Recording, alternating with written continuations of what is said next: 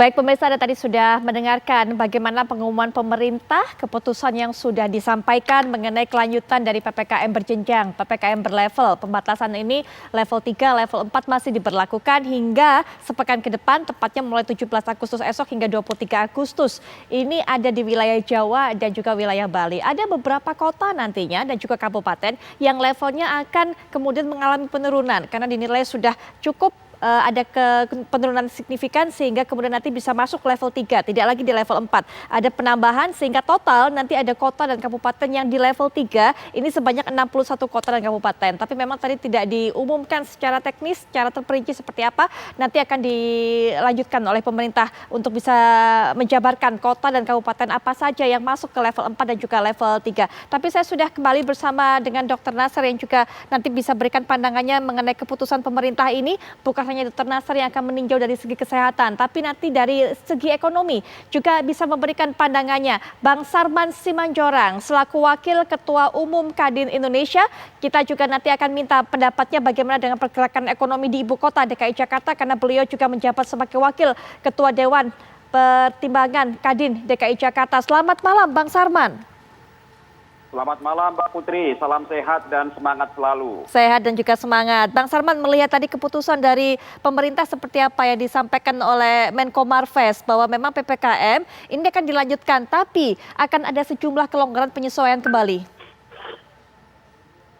Ya, jadi memang harapan kami agar khususnya di DKI Jakarta levelnya bisa turun ke level 3. Kelihatan pemerintah masih memiliki pertimbangan-pertimbangan. Tapi gembiranya adalah ada kebijakan atau kelonggaran baru. Di mana kita tahu bahwa tadi Pak Luhut menyampaikan bahwa mal itu sudah bisa 50%. Kemudian yang menarik juga adalah bahwa restoran, kafe tidak lagi 100% take away. Artinya sudah bisa 25% makan di tempat. Ini yang menarik.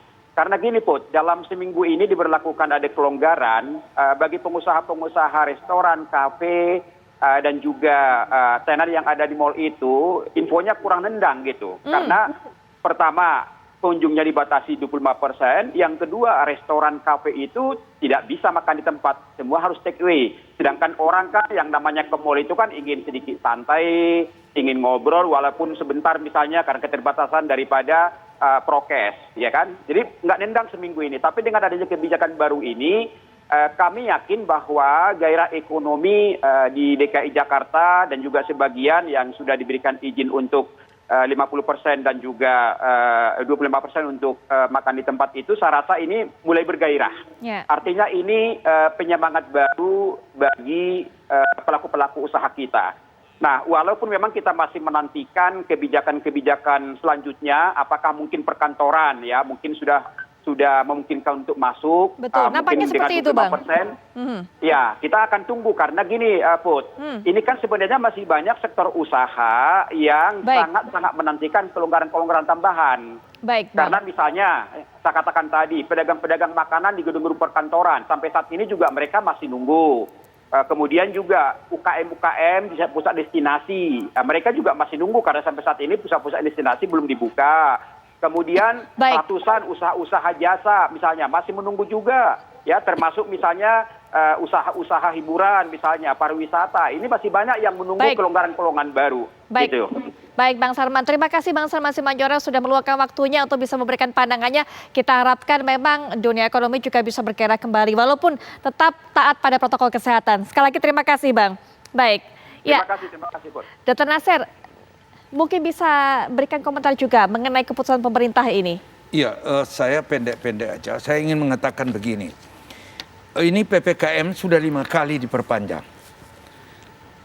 Ke depan sebetulnya kami berharap pemerintah dapat memberikan perhatian dalam rangka PPKM ini, tidak disamaratakan tapi memang harus segmentasi wilayah, di mana wilayah-wilayah dengan positivity rate lebih dari 10% atau bisa juga dinaikkan, itu mendapatkan perhatian khusus.